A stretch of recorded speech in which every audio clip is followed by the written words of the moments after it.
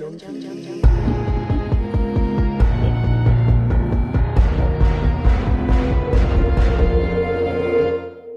and welcome to episode 20 of Celluloid Junkies, the last episode of season 2.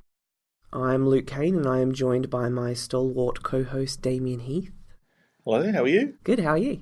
I'm good. Glad to be here for the last episode of season 2. As much as we love doing this show, it's a lot of work, so I think we're both looking forward to a bit of a break.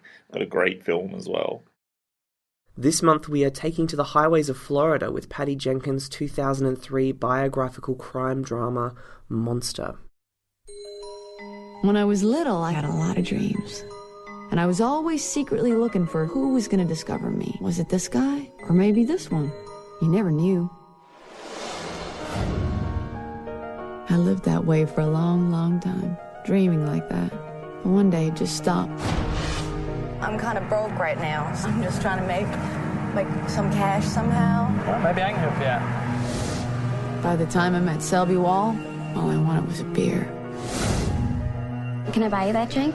I got my own money. I'm just trying to talk to someone. Do you want to stay with me? Who was that person? She was just a friend I made. I think she was a street person. Hey, lady love, you need a ride? Can I ask you a question? Are you a prostitute? Hey man, don't go too far. I just want a little privacy. 30 straight up. You girls, I love them and I hate them.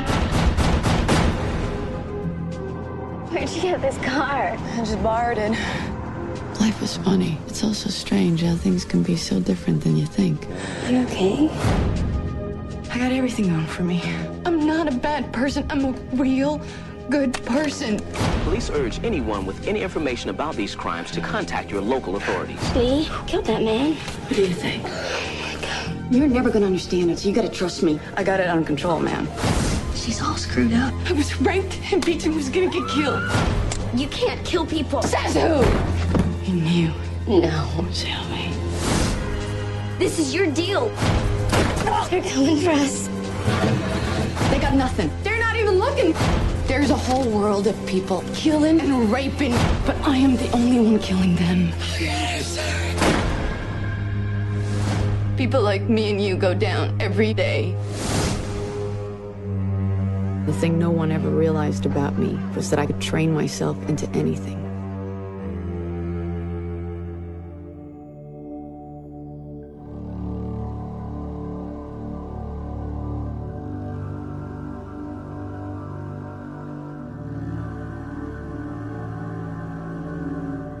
July 2001. Californian-based AFI film student Patty Jenkins is looking to make her first feature, but she needs a subject she can sell to a studio. Over a casual chat, Brad Wyman, a colleague, mentions that serial killer movies are bankable right now and are going into production very fast. Jenkins remembers toying with the idea of making a movie about Aileen Wuornos, the Florida-based prostitute currently on death row for multiple murder. Wyman tells her she should go for it. By 2001, Wuornos is an iconographic figure in popular culture. Erroneously touted by the media as the first female serial killer, her murderous rampage was foreshadowed by a wretched upbringing that included parental abandonment, abuse, neglect, starvation, homelessness, addiction, and rape. She's one of the most recognizable ghouls of the 21st century, a frightening yet tragic creation of a morally decayed society. Convicted of shooting dead and robbing 7 men while soliciting along the Floridian highways, the prosecution's case rested largely on testimony given by Lee's lover-turned-state witness Tyra Moore, who guilted Wuornos into confessing to the murders over a series of phone calls recorded by police. It was this betrayal, which played out during Wuornos' emotionally charged trial, that first captured Jenkins' imagination. Jenkins writes to Wuornos in prison and tells her about her intention to adapt her story for the big screen. They begin a volatile correspondence that lasts several months. The night before her execution, Wuornos will ask her childhood friend Dawn Botkins to grant Jenkins access to all of her letters and artwork.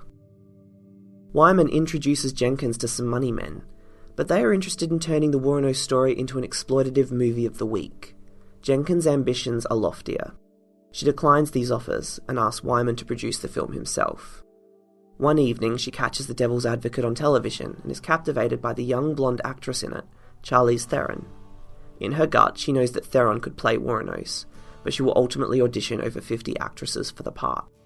After an exhausting research process, Jenkins writes her screenplay over 7 weeks and sends it to Theron's agent. Theron has never heard of Aileen Wuornos, but she loves the script and meets with Jenkins 2 days later. Jenkins reassures Theron that the film will not exploit the lesbian sex killer angle and signs on as lead actress and producer. 1 week after Theron commits to the part, Wuornos is executed via lethal injection, and the two will never meet. Jenkins' screenplay is now generating considerable buzz amongst Hollywood insiders, and Theron's involvement strengthens their position creatively.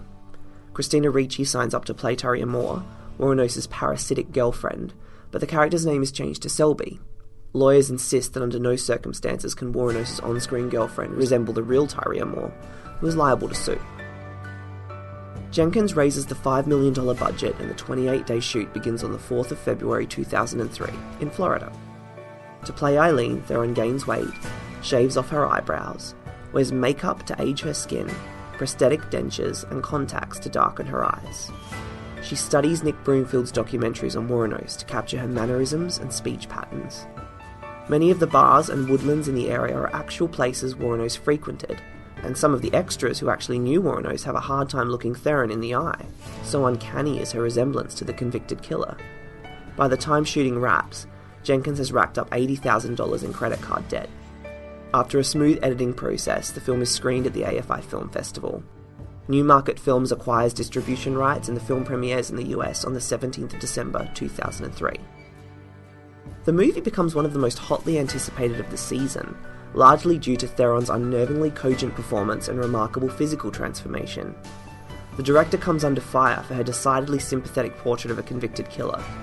She tells the media that she hopes the families of Wuornos' victims will never see the film. Dawn Botkins, Wuornos' only close friend, sees it and lends her endorsement. Lee would have loved it, she tells Jenkins. The film is a financial success, grossing $65 million worldwide, and Theron walks away with the 2004 Best Actress Oscar. Without any further ado, let's get into Monster.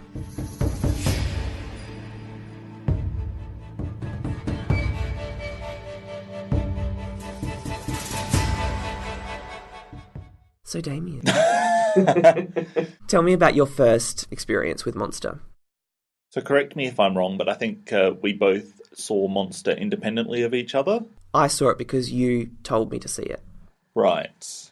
Okay. I couldn't remember if we saw it together or independently of each other. I thought we'd seen it ourselves, and then we kind of embraced it when we were together. So this film holds a lot of emotional cachet for me, and it probably does for you, and I have a lot of very fond memories of it. I think it's a very well-made film with a lot of things that we love, which are great performances. In fact, one of the best of the last couple of decades, a strong female character and a serial killer. So it's a marriage of some things that we find very easy to love. So it was kind of fate that we were going to fall in love with this movie. And it goes without saying that Charlize Theron's performance is the biggest takeaway from this film. She's absolutely phenomenal. I was talking to you previously that it's one of the two best female performances since 2000 or of that decade in my book. And the other one is Ellen Burstyn in Requiem for a Dream. I think while Christina Ricci is nowhere near as affecting as Theron, I don't think she's meant to be, but I think she's ultimately very good here. And during the 90s, she'd been in a whole bunch of really excellent films, including The Addams Family, which you love, as well as The Ice Storm and The Opposite of Sex. She had Tim Burton's Sleepy Hollow. And then Monster came along at a time when she was doing some of her best work, mostly in low-budget independent films. And it was around this time that she was also in The Laramie Project about Matthew Shepard's horrifying murder and Prozac Nation. And following this film, she had a very memorable role in Black Snake Moan. So she was an actress that was doing some very daring work, some sexualized and provocative work, and often queer-centric work. And I think her involvement was just another reason that we were drawn to this film. I think that we also both have a huge love of true crime movies and shows. So this is right up our alley in that respect as well. And it's definitely one of the best examples of a true crime story adapted for the screen.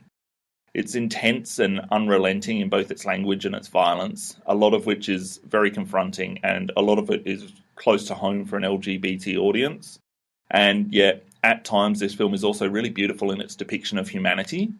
I know it's going to come up at some point during this podcast, so I will admit there's a bit of Lifetime midday movie kind of tackiness to the delivery of the film, but I believe, very firmly believe, that the film overcomes these deficiencies with the truth of its script and its performances.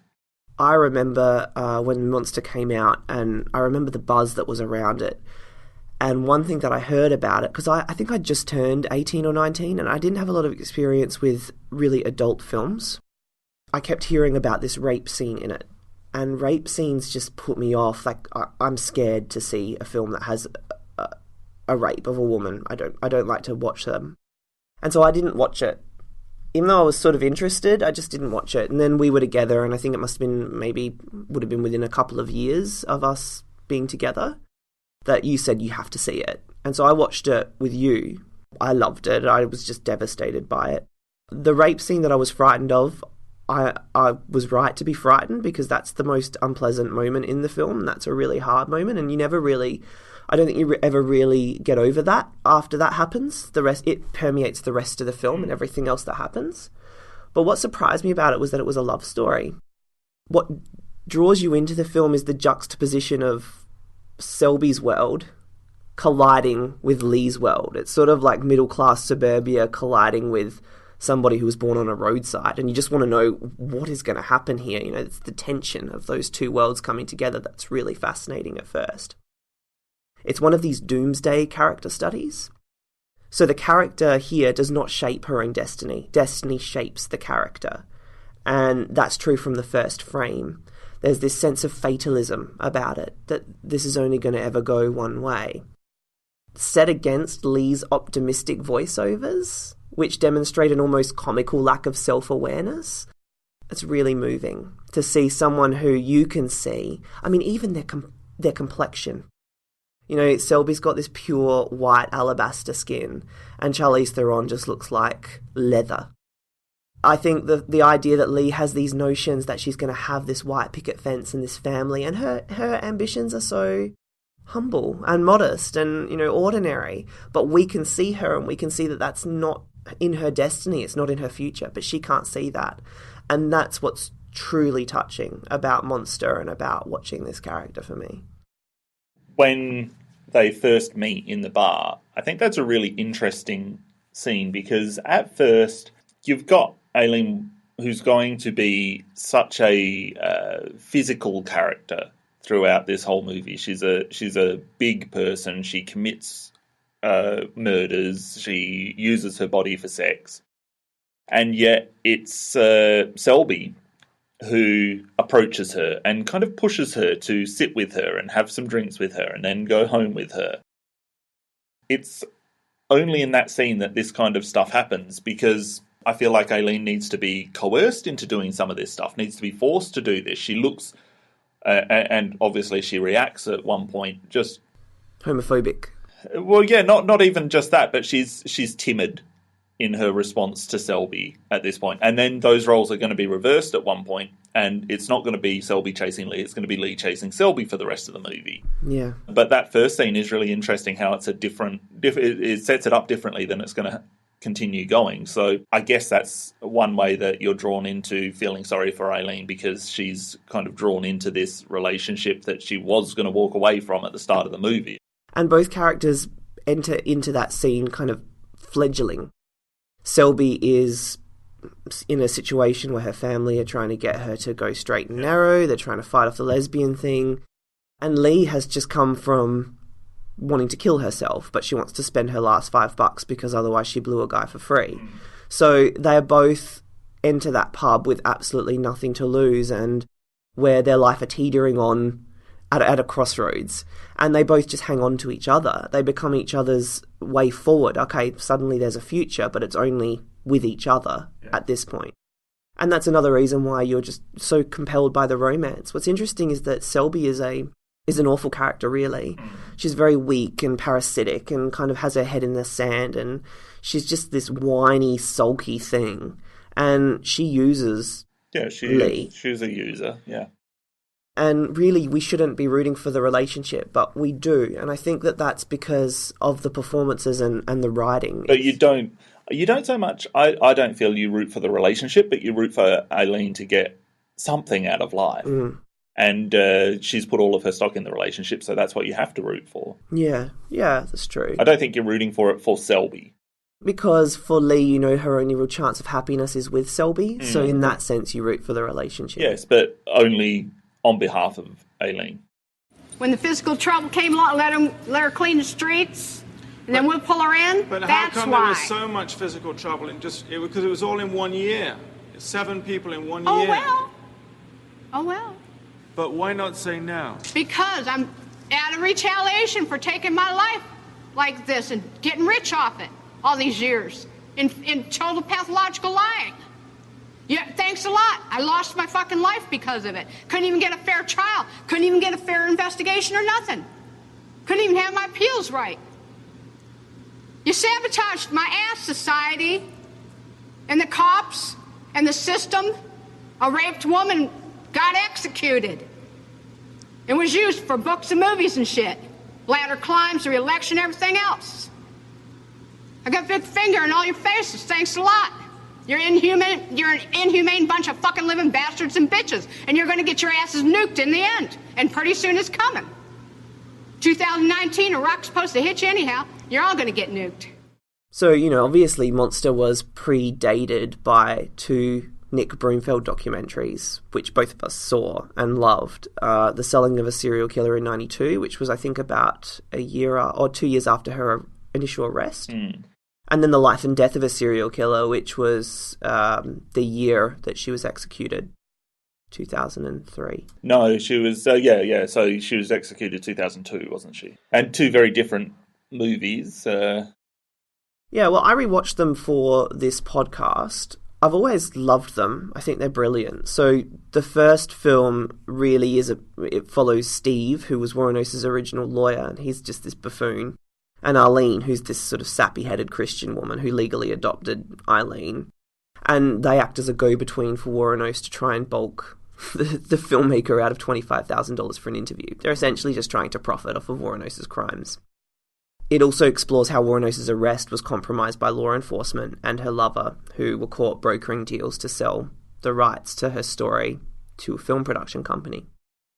And then The Life and Death of a Serial Killer covers what Nick went through in 1992, but it also takes a deeper look into Aileen's background. It traces the different places where she came from and everything. One thing we really need to talk about from the get-go is that this is based on a true story, but it caused a lot of controversy at the time because of the looseness with which Patty Jenkins dealt with some of the facts of Lee's life, and also that it took a very subjective look.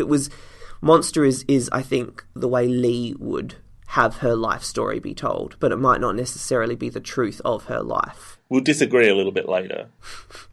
What I thought was interesting is I think the documentaries are more sympathetic to Wuornos than the film Monster is. Yeah.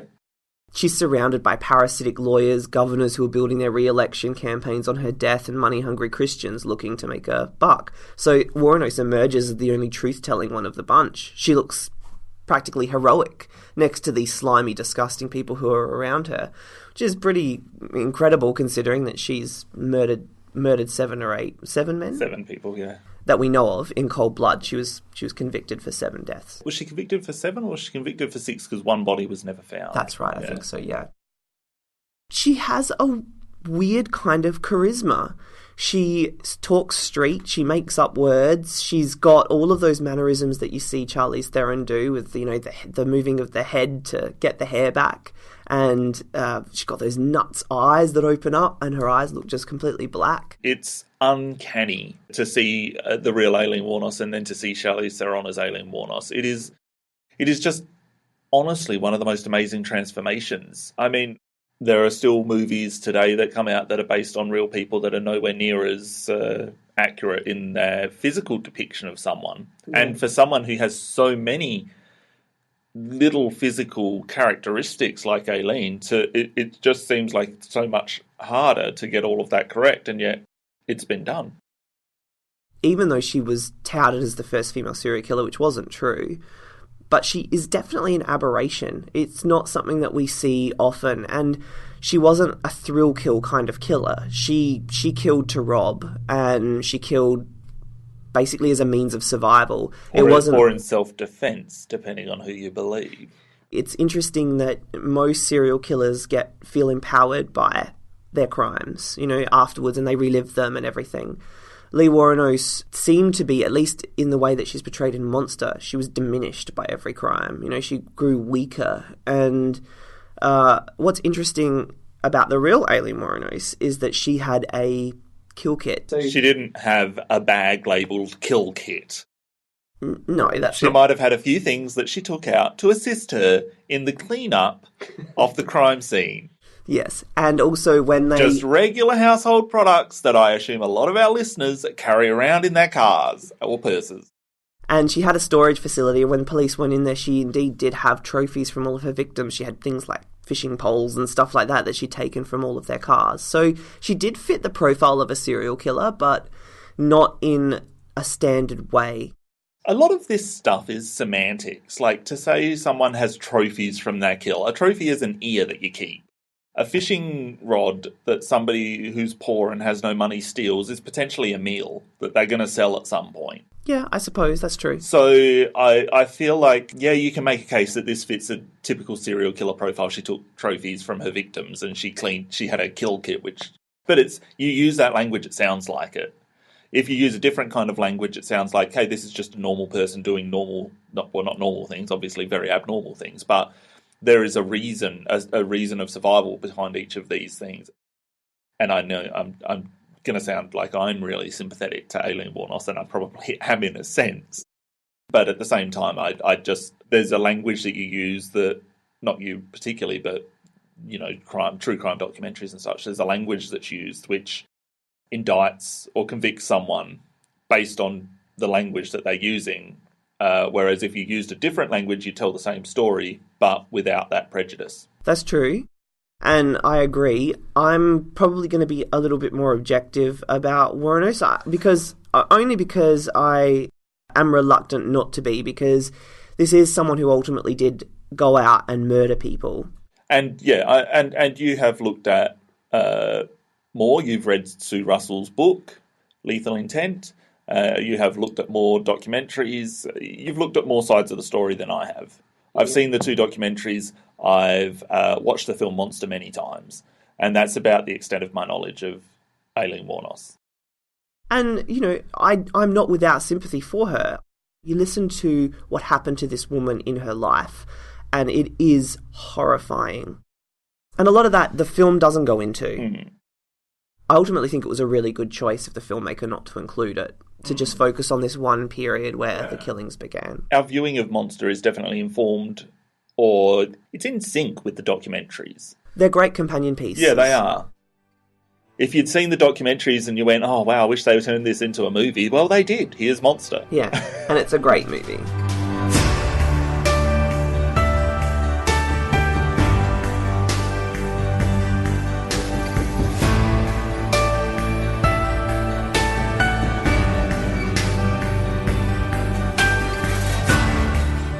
Sue Russell is an award-winning journalist and author of Lethal Intent, a comprehensive account of the crimes of Aileen Wuornos. In 2004, she wrote an article for The Washington Post, More of a Monster Than Hollywood Could Picture, which questioned the veracity of Wuornos' depiction in the film as a victim of circumstance and the ethical ramifications of such a choice. We were so pleased that she agreed to speak with us. Thank you again so much for agreeing to speak with me. It's very early for you, isn't it? It is, yes. It's just coming up 6:30. Yeah, that's the joys of youth. You don't mind about getting up early. To be honest, I was so stunned when you agreed. I didn't think I would ever get to speak with you, so thank you very much. Well, I guess the first thing I'm wondering is what initially drew you to Aileen Wuornos, or to tell that story? Just so you know, we call her Aileen. Aileen. Wuornos. Thank you. Yeah, or Lee, which was the name that Tyria used for her. Basically, once the news broke that day on the television, I just was so stunned because it was such a rarity that it really just seemed like a no-brainer to pursue it. I'd really wanted to do a crime book. I'd done a lot of crime stories, articles, I should say, literally including people on death row, the Dingo lady who Meryl Streep played in A Cry in the Dark. I'd Lindy Chamberlain? interviewed several times. Lindy Chamberlain. Yes, I'd interviewed her several times, and I'm sure you know of her, being an Australian. And, so I'd done a lot of crime-related girl gangs and kids living on the streets, and just coming close to the perimeter of doing a book. I wanted to do a book, and I wanted to do a crime book, but what was going to sort of pull me in? And this pulled me in because it was such an unusual topic, and if indeed it was true, and she had committed all these crimes, it was a rarity, if not, unique. There's debate about unique, but there's no real debate about the fact it was a rarity. I decided, I had to get on a plane and go out there and see what's going on, and that's what happened. And what was it like once you got there? A bit of a zoo initially. There were quite a lot of press in those first days, but it died off very quickly, surprisingly so. In fact, I spent a lot of time mulling over with the couple of people who were there why it was such thin press coverage, and we almost came to the conclusion that men couldn't face the fact that there might be a woman out there doing this, that it was hard for them to tolerate, and so therefore there was almost a built-in repugnance, if you will, and they didn't want to deal with it, and so they didn't. And there were a few die-hard reporters from the local Florida newspapers especially, and a couple of TV stations who were there, if not every day. The newspaper people had a few people there every day. Television had a couple of cameras. But for the most part, there were very few of us after the initial thing.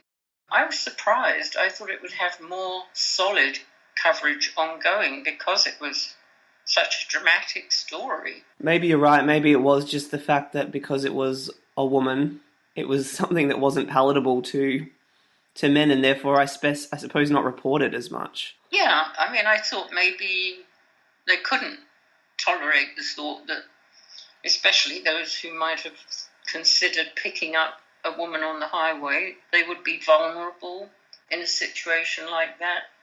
I think one of the core issues with this story was that, you've got to remember, Luke, this is now, 1989, 1990, the murders. It's a long time ago, and times were very different, and people did hitchhike. They did. And, I know my own father in England, if he saw a woman on the side of the road and her car appeared to be broken down, I know my dad, he would have stopped and said, "What's happened? Do you need a hand?" And he would have given them a hand, or he would have driven them to the nearest petrol station or got a mechanic or changed a wheel or something. This is long before we lived in the paranoid world we now do. So it wasn't so unusual then to have men try to help a woman in distress. And Aileen had her little shtick worked out quite well. She had a picture of kids. She said they were her kids and they were back at the motel waiting for her to get back. She had to get back, had to make them dinner, etc. And she'd present this to the guys she flagged down. The whole idea was that they would sort of take pity on her and give her a ride. And of course, once she got in the car with them, then out would come the proposition for sex, which was met with mixed results depending on the guys involved, There's a bit of a fallacy that the victims of Aileen Wuornos were all soliciting her, and that wasn't the case. Yes. When you read your book, you see that it was more complicated than that. It is more complicated. It was more complicated and it was a bit of a fallacy, and she had it quite well worked out. She travelled with what she used to refer to as her kill bag. She had a gun in it, she had a bottle of Windex, and when she did commit a murder, I don't know if she used it any other time, but she would clean down the car pretty darn thoroughly. I've spoken to police officers who said you couldn't see a mark on it.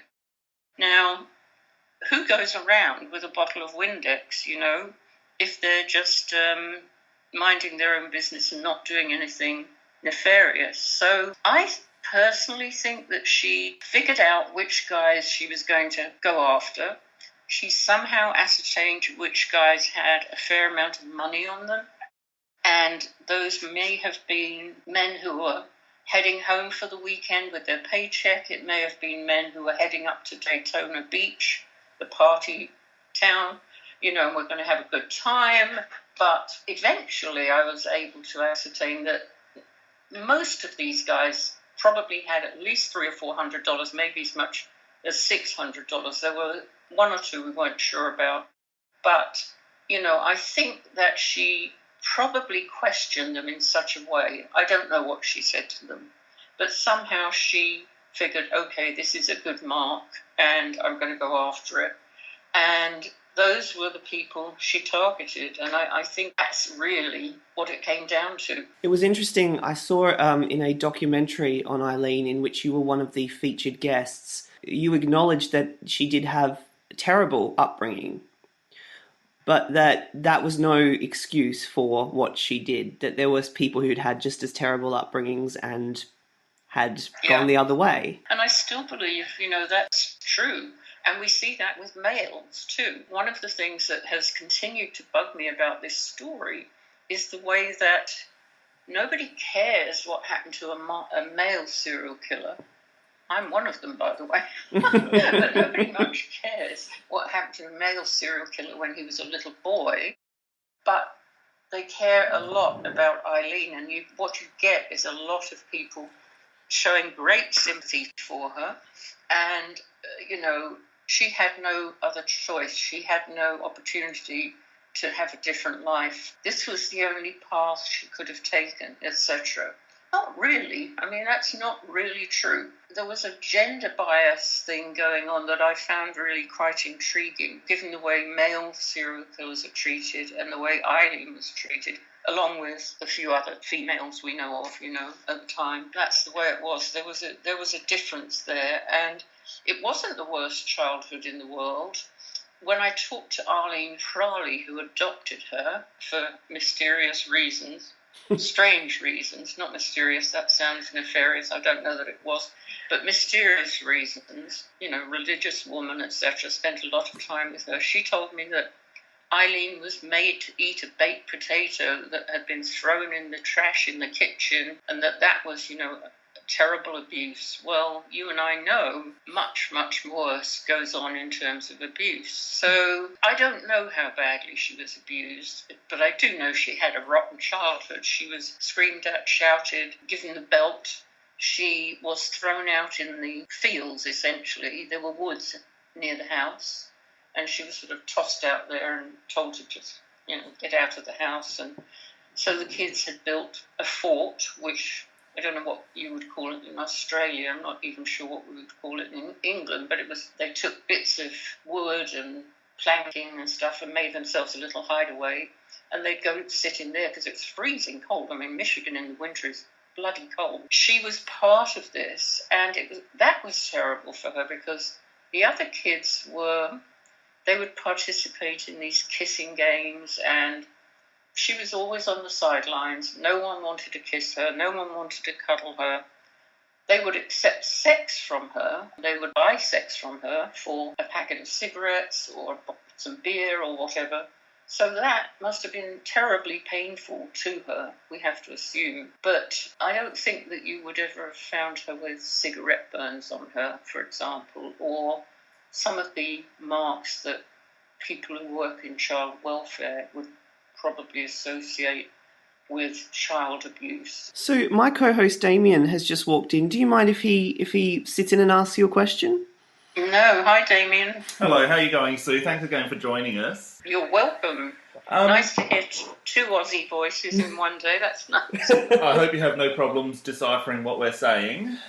Oh, no. Especially so early in the morning, which is why I've walked in a little bit late. Just on the creative process, at what point Did lethal intent start occurring for you during this whole process? And, was that something that you were approached about doing that, about turning this into a book? Or was that something that you approached somebody about? As I said, I initially went over to Florida to sniff around and see what was going on. And I wrote a book proposal. It initially went to a couple of publishers, and one of them was Virgin in London. And Virgin England and Australia were the first out with this book. The American publisher, which should have been out very early, dragged its heels and did not bring out the book, could not understand why. That's a whole other story I won't bore you with. But it was a very difficult time for me because financially nearly clobbered me, because I had a good contract with them and then they started misbehaving, let's put it that way. But meanwhile, the book came out in England and Australia and did well, which made it harder for the Americans to drag their heels indefinitely. On the other hand, I had several lawyers and nobody could get any satisfaction from them. So eventually, years went by, which is hard to believe, and then a woman I knew, Linda Connor, who was an editor at Redbook magazine, I'd known her a long time actually, went into the agenting business. And when I talked to her, I told her what I'd been doing, and I said, I've done this book, and blah, blah, blah. And she said, well, what about an American publisher? And I said, well, funny you should mention that. See, what had to happen is once the American publisher did not bring it out, I was not at liberty to do anything else with it until they had released it formally back to me. I had to get the copyright back in my hot little hands. Linda was able to accomplish that in a matter of weeks, whereas these lawyers had not accomplished it in a couple of years or few years. So as soon as she got the rights back, she then went off and sold it to Kensington in short order, and they changed the title to Lethal Intent. It was the same book, but with, an addendum covering Eileen's years on death row. They are the same book, but literally down to the punctuation, grammar and spelling, it's all the British, original British version. And what year was this? Oh, God, you would ask me that. How long after Australia and the UK was this? When it came out here in America? Yeah. I'm looking at Lethal Intent now. It says 2002. This is published by Pinnacle Books, Kensington Publishing Corporation. That's almost a decade then. Yeah, I mean, it was just an unbelievable journey. And so I put in the epilogue, I was just looking at it, Los Angeles, December 2001, Aileen Wuornos has occupied a death row cell, that confining space that Stephen Glazer paced out in the Ocala courtroom since 1992. And on it goes. And, that was my epilogue in 2002. And at that time, execution was on the horizon but hadn't happened. I think it was the same year that Charlize Theron won her Oscar for Monster. I think it was very close in time. If my husband was nearby, he would know. Ken? He seems to remember it better than I do. I think I've blotted it out. When you write a book like this, and obviously it becomes, I guess, such a comprehensive account of that particular series of incidents and that person, how much does that affect your life as a writer? A lot. It was obviously a lot, because we're here in 2018 interviewing you on a podcast about this. I could never have predicted that we would be talking about it at this stage so many years later. Who could predict it? Most of my friends who write crime books, they might get a little blip here and there. But I was telling Luke before you came in, I've had 5 requests in the last month. She took on a kind of iconic status. And what I kind of foresaw happening, and did happen to some extent, was that women got behind her. I was a little afraid of that. Not that I didn't begrudge Eileen's support she got, but I did think it was awfully unfair on the victims' families and the victims that they were all treated as though they were rapists and violent killers, whereas she was actually the one who did the killing.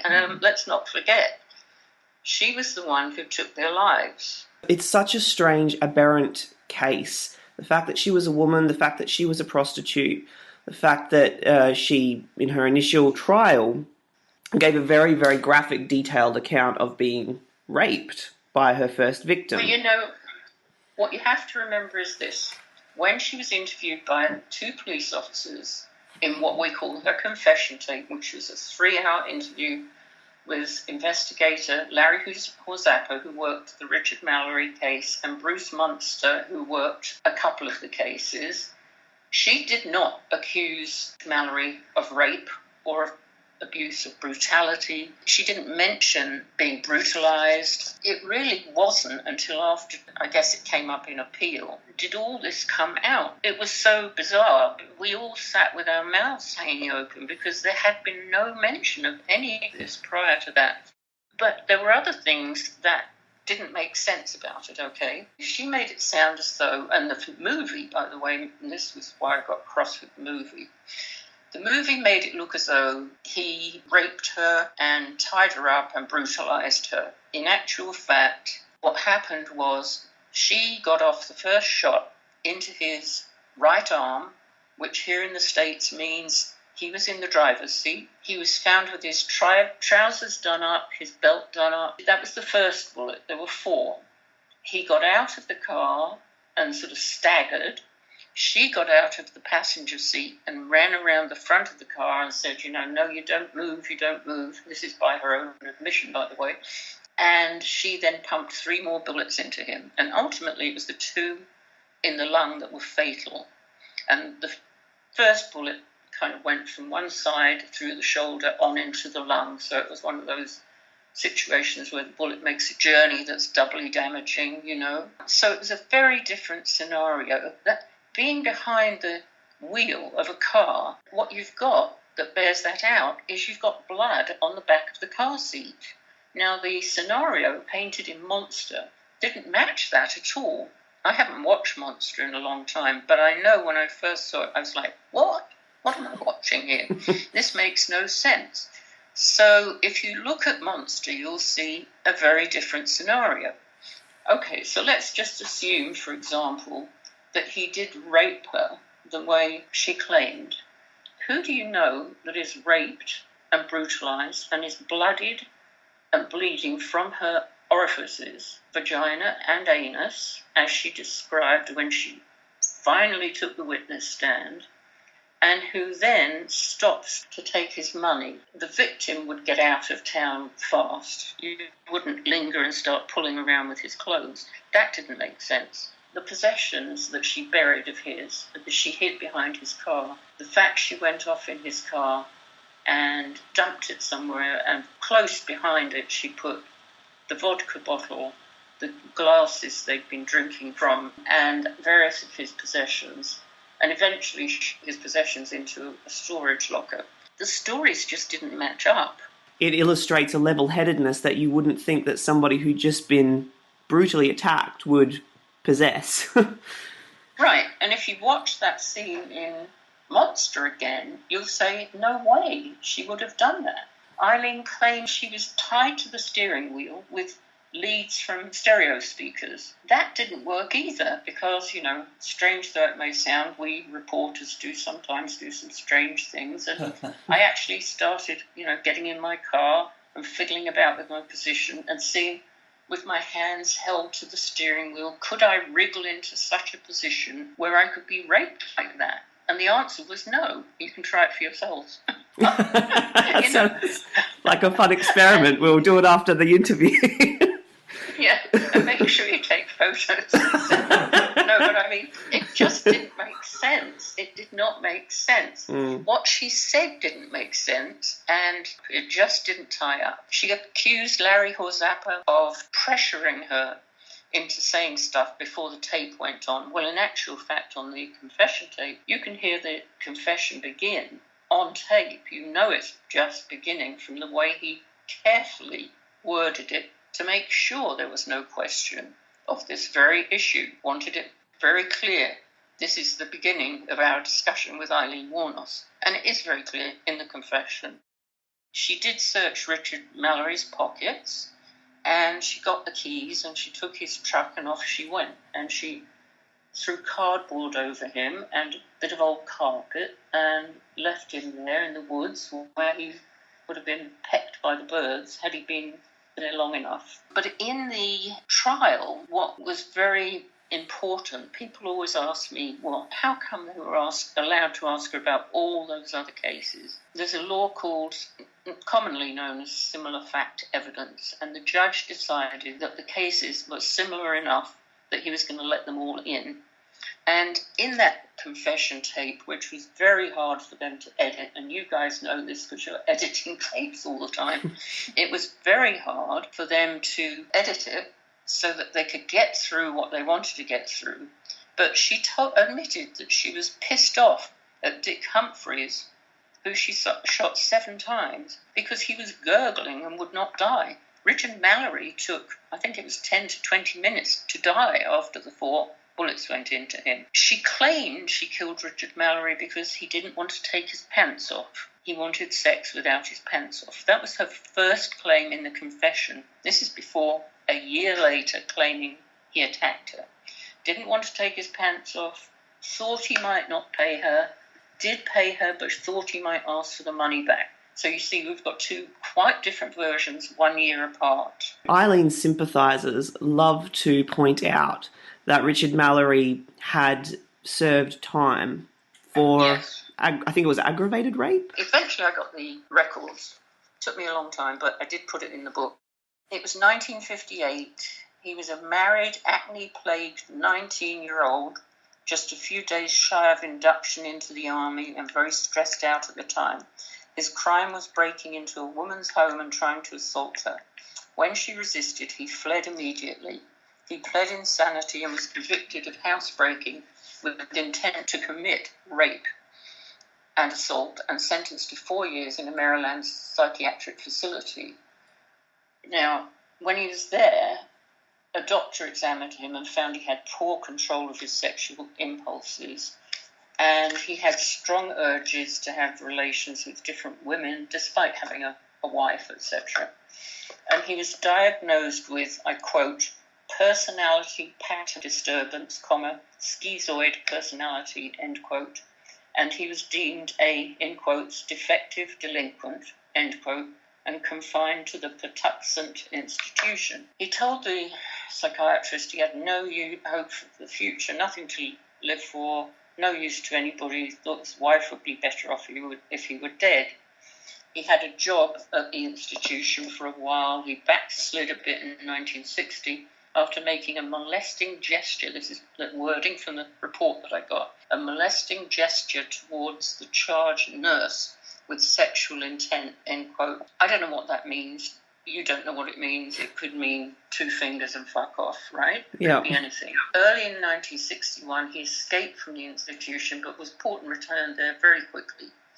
The staff thought he was quite unstable emotionally. Now, this is where I take issue with Michelle Gillen's Dateline. The papers and documentation I got said, and I know this for a fact because although I don't have them in front of me, I know I have them and had them and got them, and it took me a long time to get them. I wrote, Richard Mallory was finally released in 1962 and in April 1968 was found by the Circuit Court for Montgomery County, Maryland, to be, in quotes, completely relieved of the status of defective delinquent.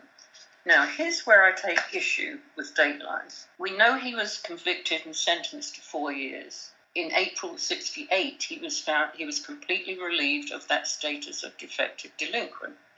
What we don't know is what happened in between. How do we know that he didn't serve 58 to 62 behind bars there, and then perhaps go on probation? I've never heard Michelle Gillen say or Dateline say that they have the records that show that he was behind bars for 10 years. And yet that's the impression that is given by, well, let's just say by Dateline. And I don't know where that comes from. Maybe they have documents I don't. And if you were talking to them, I'd say get hold of them and, I'd love to see them. But, it's an interesting point because think about it. He sees this woman through the window. He goes through an unlocked door. Oh, I don't know if he saw her through the window the second time. He went upstairs. She was in the shower. She screamed. He ran out the front door. And that was that. But he was arrested, of course, sentenced to 4 years. Terrible crime, going into a woman's house when she's in the shower. Nobody's denying that. But I don't know that it would get 10 years. Rapists don't get 10 years half the time. Here now. That's true. And it's such yeah, absolutely. And it's such a condemnatory comment, little remark. He served 10 years for aggravated rape. You telling us, laying it out like that, shows that it was nothing like that. We don't know. We don't know. I can't say for sure that I know, but I can say what the report said. And the report said he was sentenced to 4 years and that in 1968 his record was cleared. Now, remember, he was young. The offence, he was 19. That's not that young, but it's not that old either. I just don't know. I don't know. But I'm not willing to call him a rapist based on that and say serve 10 years. What do you think?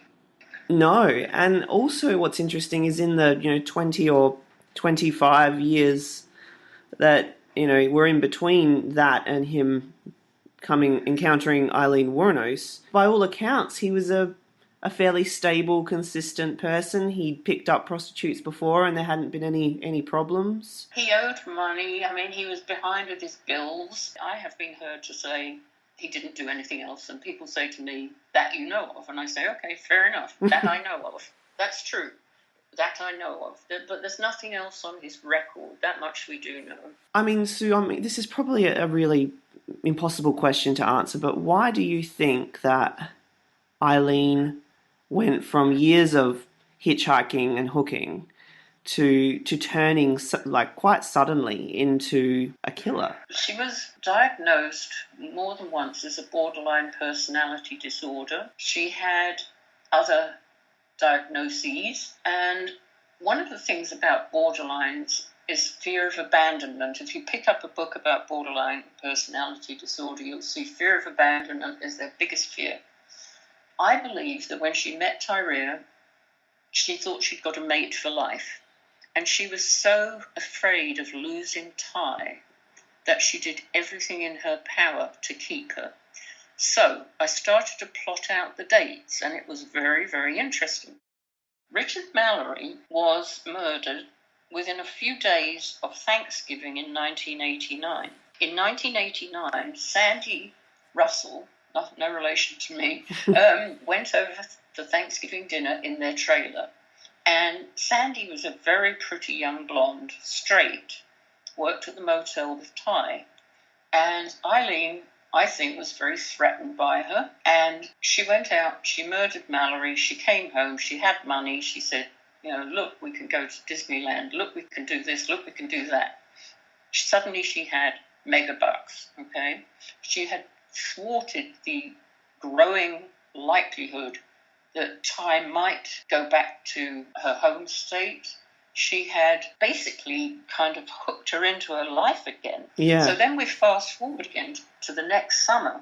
Now, during the 6 weeks that Ty's sister was with her, Aileen killed 3 men. She came home waving dollar bills around. We heard this from the girls. Waving dollar bills around and saying, look, I've got money. Look, we can go party. Look, we can pay the back rent. Look, we can do this. Look, we can do that.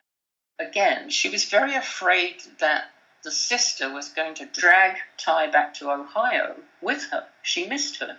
They all missed Ty. Ty was a great gal. She was funny. She wasn't that great because she turned her back on murder, but she was fun.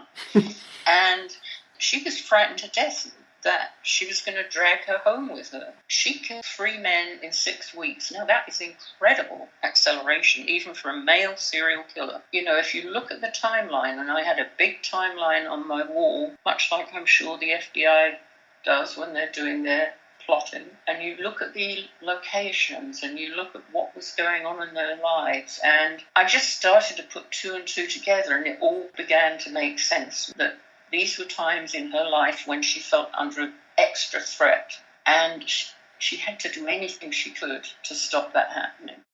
Here's one thing I do want to point out. I would take issue with Ty's claims, which she's made countless times, that she was afraid of Aileen. She wasn't afraid of Aileen. She went back to Ohio for Thanksgiving, during which time Aileen killed someone else. I think it was Walter Gino Antonio.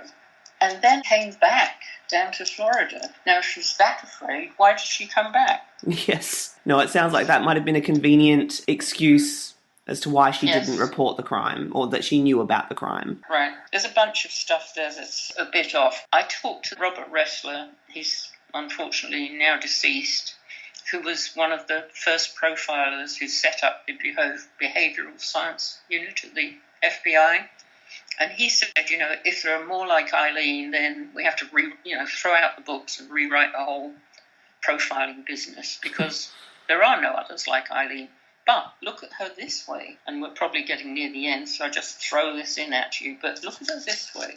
If you think of her more as a robber who killed, which is what the prosecution argued and what I can quite see being viable, then it does make more sense. She's not so much out on a limb doing something that nobody else had ever done. She was a robber who killed, and there are robbers who kill. So she robbed her prey, she took their stuff, and then she left them because, as she said herself in the 3-hour confession tape, I didn't want to leave behind any witnesses.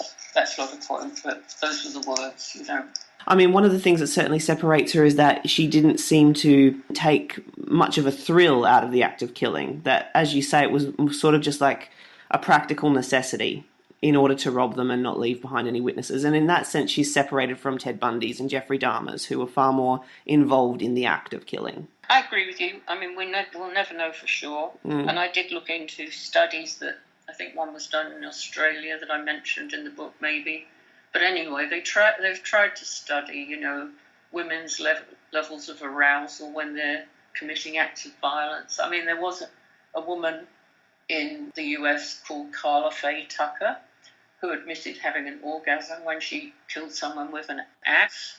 And there are some pretty brutal crimes out there. But yeah, basically, I agree with you. That's the difference, the main difference, yeah. Sue, I won't keep you much longer. You've already been so generous with your time. I just wanted to ask you a couple of questions, if I could, about the movie. Is that all right? We'll give it a go. I mean, you wrote a wonderful article in the Washington Post about the film and about the choice to make that first rape, or the first murder scene, a self-defense scene with rape, and how graphic and awful it was. So I'm just wondering, obviously when you first saw the film, it must have just been very different from the other people who hadn't researched the case as thoroughly as you had. Were you able to lose yourself in it, or were you sitting there just thinking, well, that isn't right, and that isn't right? I lost my mind in it. No, I didn't lose myself in it, no. Okay. I couldn't lose myself in it because I knew some of the people, I knew some of the survivors, I knew some of the family members. Some of them were still phoning me. I mean, I had one young woman calling me 3 years after the trial at 3 a.m. There were all kinds of things going on. It was very hard for me to get past it because of the suffering that I saw. Shirley Humphreys is a good example. She's died of cancer since all this. So Dick, of course, was murdered, and seeing her in court every day, I can't describe to you the look on her face. Letha Prater, the sister of Troy Burris, again, the look on her face.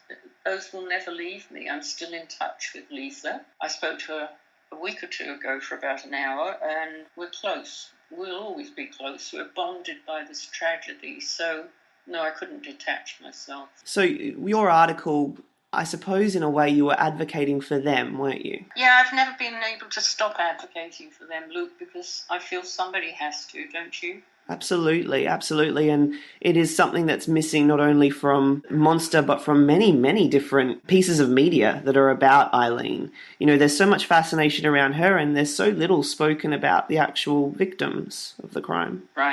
Right, exactly. Seems really wrong. It is really wrong, and I just feel very bad for them, and I do what I can when I can, which is basically to chat on the phone and make sure when TV people contact me, I always say, well, have you called this one, have you called that one, and keep their presences alive as much as possible.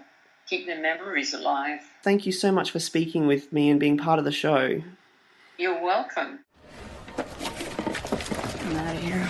Oh, are you sure? Get your fucking hands off me, you dumb dyke. I'm not gonna fuck you for fucking beer, okay? Stop wasting your fucking time.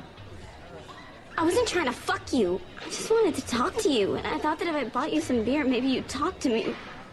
Let's talk a little bit about Monster in relationship to other successful true crime films that have been turned into a narrative.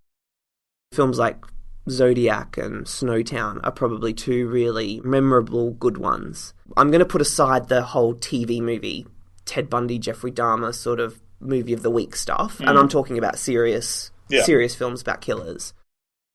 What do you think are the key ingredients that make these films or that separate these films? Well, speaking about those three films specifically, Monster and Zodiac and Snowtown, they're really interesting choices that you've made there to compare those three movies. They all deal with similar subjects, but they're also very different films, completely different in tone.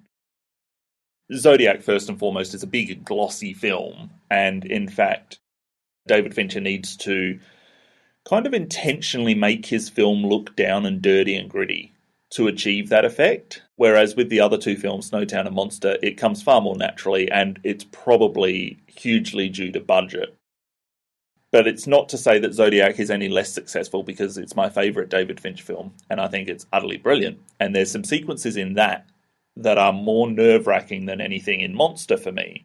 Purely probably because it's done as a thriller, so more in the vein of something like Silence of the Lambs than Monster is done.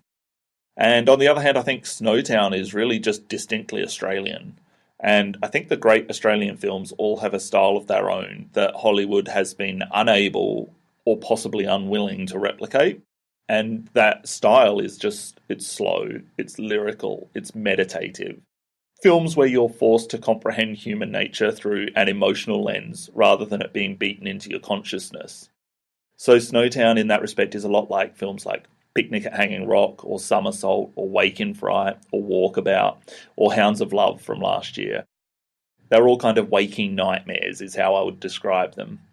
And it doesn't pass judgment, and it probably doesn't care if the audience passes judgment or not either. And I think that's the difference between Snowtown and Australian films like that and Hollywood films. All three of those movies are really as equally as successful as one another in a critical context. Yes. They're three of the best examples of the true crime genre. Monster's a lot more successful than most other serial killer true crime films. It has a heart, which those other two films also have. This isn't a she did this, then she did that, and then she was caught kind of film. It plumbs the depths of despair that she feels, the loneliness, the terrible circumstance. And then it also reaches for those epic heights of love and acceptance and understanding. And it does both of those disparate ends of the spectrum with an honesty and caring that's usually missing from those kinds of movies. I'm talking there where you're comparing it to films like Dahmer and Helter Skelter and Bundy, because those direct-to-video abortions are the primary examples of this genre. There's not a lot that comes out that goes to the cinema. I mean, what's your comparison between those three films? Because you love all three films as well, don't you? I do, yes. And I think probably the biggest difference between them is perspective. So obviously, Monster is very subjectively on Lee Wuornos' experience, or the killer's experience. Zodiac is on the investigator's experience, and Snowtown is on the experience of a simple-minded boy who's associated with the killers, and he's sort of our key in to see what's happening. That's really what separates them. The other thing is that Zodiac feels very focused and directed in what it wants to say, and Monster's the same. Whereas Snowtown feels like there's more breadth, there's more space, there's more patience. It's less clear about what it's trying to make you feel. I mean, wouldn't you say that that's an Australian thing? Yeah, I think you said it beautifully. That idea of there being a waking kind of horror. The film doesn't have a particular interest in setting your mind one way or another. You kind of walk out of Snowtown, Hounds of Love, and even dramas like Little Fish and Somersault with a feeling that the movie has left it up to you. You will walk away with whatever you walk away with. Are you a prostitute? Yeah? Why, man? I don't know. People, like, pay to be with you. It's wild. Men must just line up to be with a girl like you. I guess. Monster works less as a record of what happened with the real crime than it does as a really emotionally cogent, lucid, interesting character study. I don't know how much value it has as a depiction of this true crime story, because it really does make some very, very clear decisions about how it's going to tell this story, regardless of how accurate it is. And, you know, whether or not Lee Wuornos was raped in that initial murder and it was self-defense, if you take that out of the film, then there's no reason to have any sympathy for her. Well, that's right. And the whole film relies a lot on the sympathy that you feel for Aileen relies on that scene. Yeah. I watch it as a film about a character, and she's a very, very interesting, sad, tortured, fascinating, complicated character who I love to watch. They've put the based on a true story thing on there because it essentially does tell the essence of the story and get at the essence of the character, but they've also done that because the film is going to be far more marketable if they say based on a true story and sell it as the Lee Wuornos story. And so finally she got to be in the movies as well, because that's the first line of the movie. Yeah, I love the dramatic irony of that. It's similar. There's another film that we've done on our podcast which starts with, I always wanted to be... Do you know what it is? I always wanted to be a gangster. Very good. Good fellas. There's a specific set of problems that come with true crime films. And when you ask about that, I'm guessing that probably you're referencing foremost the inability for most of them to be completely accurate. And that's not just necessarily true crime films, that's also any film based on life. I do suppose that this may be a problem that's encountered in a lot of movies, but I also, on the other hand, believe in the value of artistic license. The biggest example in Monster, I think, is Selby, the portrayal of Selby, who in real life, as you said, was Tyra Moore. And she was about twice as large, a redhead, loudmouthed, and just... toothless. Generally a horrible-looking person, as opposed to Christina Ricci, who's not. Not only that, but her and Aileen had lived together for almost 2 years prior to the first murder that Wuornos committed. There's little doubt then that Tyra Moore was far more complicit in her knowledge of the crimes than we're led to believe that Selby is, at least in the beginning of this movie. A 2-hour movie which focuses largely on Wuornos would have made the audience a bit more disdainful of Shelby if it had been shown accurately. Obviously, for litigation purposes, they couldn't show it accurately. So I have really no problem with that change. She's just kind of a supporting character in this story anyway, but it definitely does make us a little bit more sympathetic to Wuornos. What's interesting, because obviously the film is quite subjective, but even the casting of Christina Ricci is a subjective choice.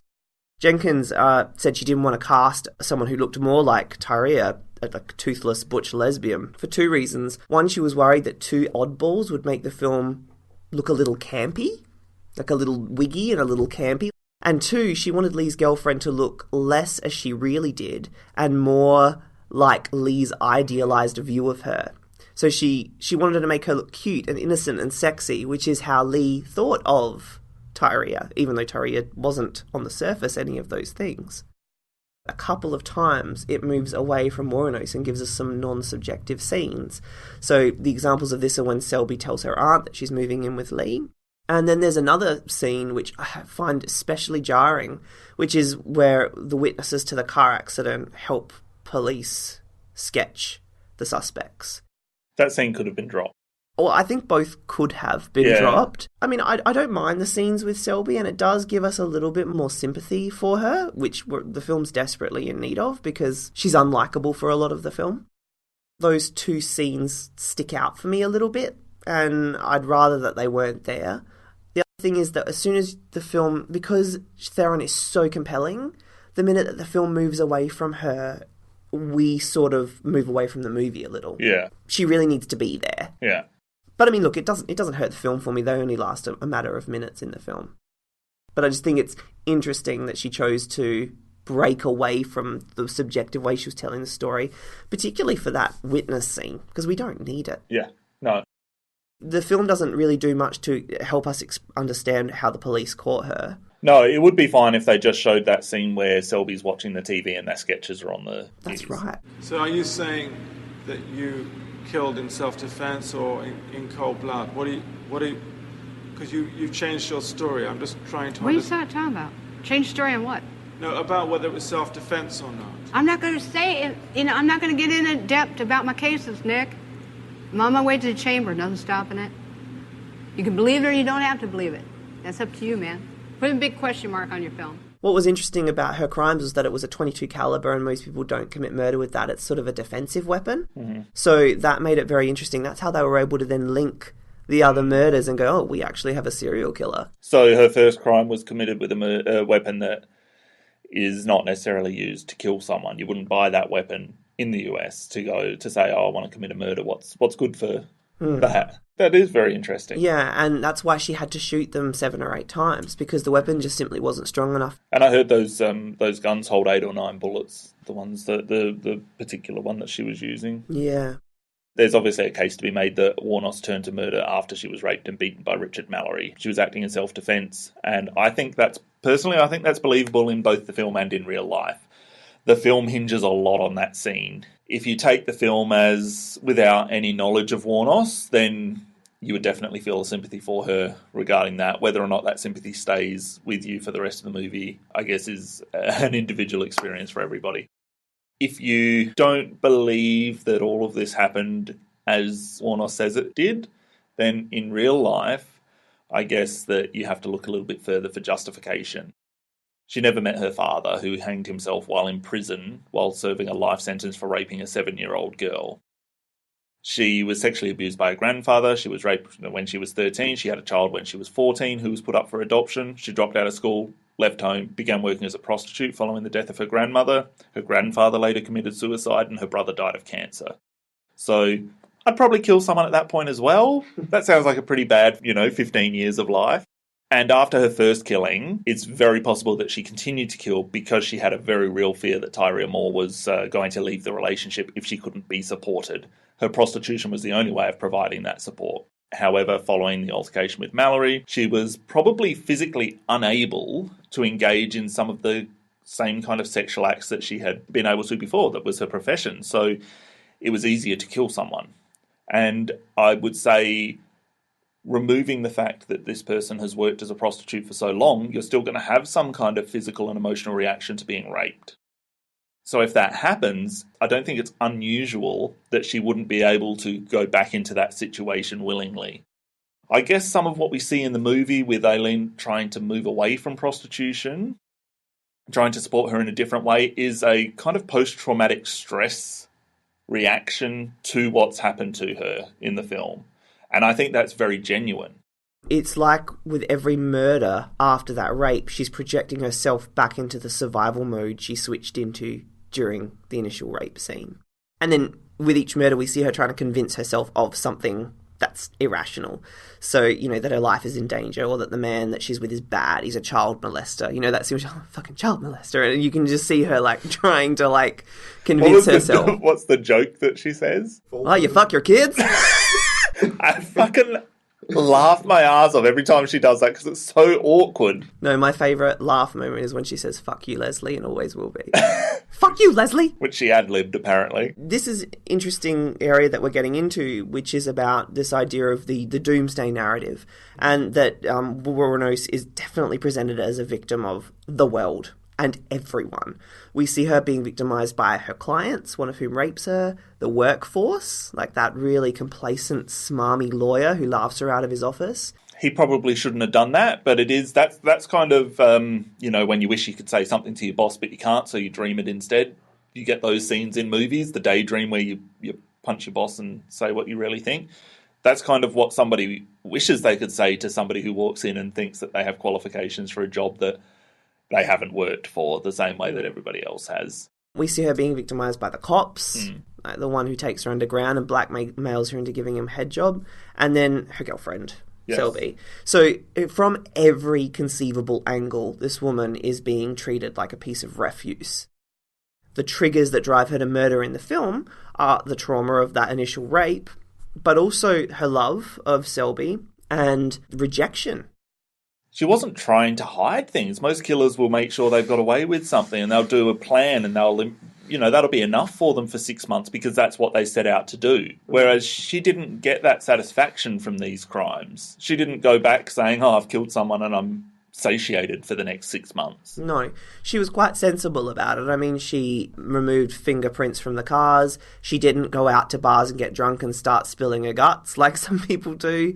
So, I mean, there was definitely not a psychosis at work. She wasn't psychotic or schizophrenic or anything.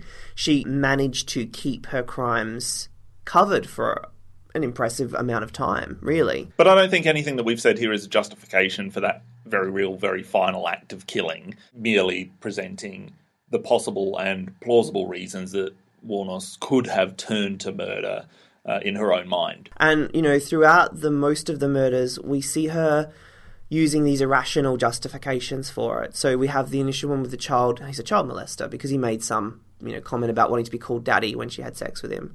And then the next one is when she's talking to the cop and she says, my dad had a friend and he used to rape me. And then when I told my dad beat me for it. And so, she kind of starts to associate this guy, for no reason that makes sense, with this figure from her childhood. Yeah. By the time the last murder rolls around, she's run out of justifications. There's 2 instances where she can't justify it, and one of them is with the stutterer. Who she doesn't kill. Because she can't justify killing him. And the last one, she can't justify it either. But she does it. But she apologises for it. Yeah. That's really the most horrifying moment, apart from the rape, is when you see her realising she's going to kill this guy without any justification. Yeah. However deluded. She's just going to do it. And she's going to do it because she loves Selby and she needs some money and she needs a car. And she needs to get home. It is a very difficult scene to watch. He's begging for his life. He's begging to see his wife. He's begging to see his unborn grandchildren. And he's been lovely. She's tried to offer him sex and he's like, no, but I'll give you a lift. I'll get you home to your kids. What do you need? Here's some money. And then, she's about to get out of the car, which is, again, Patty Jenkins kind of justifying this character a little bit. She gets out of the car and the gun falls out of her thing and he sees it and then she realises, now I've got to kill him because he's seen me with a gun and he's going to tell the police. Yeah. Oh, God, my wife. My wife. My daughter's having a baby. Shut the fuck up! Oh, God. Oh, God, I'm sorry. My babies. My grandbaby. Charlize Theron said with Aileen, the thing that always broke my heart with her is that she was so not picky when it came to who was going to love her. She would have taken it from anybody, and that really broke my heart. And I think that gets to the heart of this film, is the idea that this character just finds one little sliver of light in all of this darkness, and she just clings to that light. And, she's an outsider, and an underdog, and a reject, and it's just so easy to give yourself over to a character like that, because we've all felt at times like an outsider and a reject and all of those things. The love story in this film is presented so beautifully, and I love the skating rink scene. Don't Stop Believing comes on, and then Eileen's hold my hand, dance with me. She's like, no, my cousin's over there. Well, who cares about him? Everything about it is so beautiful. And then how those characters' faces slowly come together as those different swells of that song start to build. And then it culminates in that scene which is done in silhouette against the corner of the building. Yeah. And the way that they're making love in that scene is just so furious. You can feel each other's desperation to connect. That scene is about connection. I love that this film is never sexy. Yeah. Also, another thing that I really admire about the film is the way that Patty Jenkins frames that rape scene, because it's not at all gratuitous or graphic, and yet you feel like you've seen so much. Yeah. But really, it's just a quite a low-angled shot, a very plain, simple shot, the centre of the frame, and what you're really looking at is Charlize's face. Yeah. As she's being raped with a metal pole, as she's having rubbing alcohol poured on her. Horrible. We've spoken a lot about the killings and the darkness of this movie, but yeah, there is, during those scenes of the relationship blossoming, I mean, there are some scenes of real beauty, and the skating rink is one of them. Note of it is just really amazing. And the soundtrack for Monster, which we bought, I think, at the time. Yeah, we did, yeah. It's not actually taken directly from the film. He actually built proper tracks. So even though it is the music from the film, it's such a pleasure to listen to just without the film and listen to it as an audio piece. Yeah. Because he's built it so that it's its own thing. You know, it's not just in service of images, it's its own thing. I mean, I assume listening to the podcast, like we're recording it right now and it hasn't been edited, but I'm assuming Luke would have put some music from the soundtrack in here somewhere that you might have heard. I'll put that over. I'll put the music on. It's probably playing right now.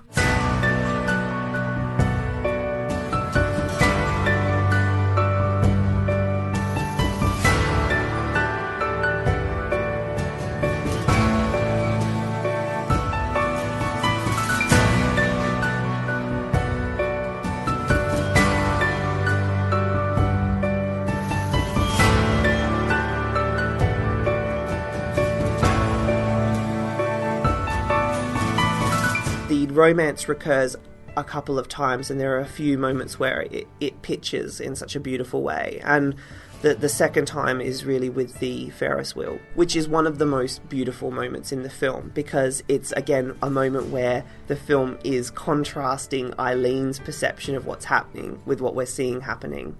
So we can hear Aileen talking about, people think I took the easy way out with prostitution, but they have no idea how hard it is. Isn't that funny that someone would say someone took the easy way out by becoming a prostitute?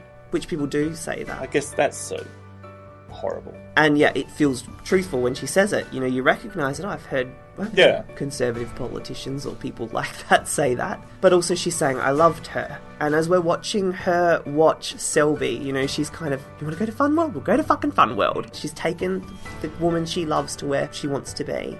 And she's watching Selby go off with these idiots that she met at a bar and trying to be best friends with them and trying to get a new girlfriend even. And she doesn't care. She's just taken her there because that's where she wants to go.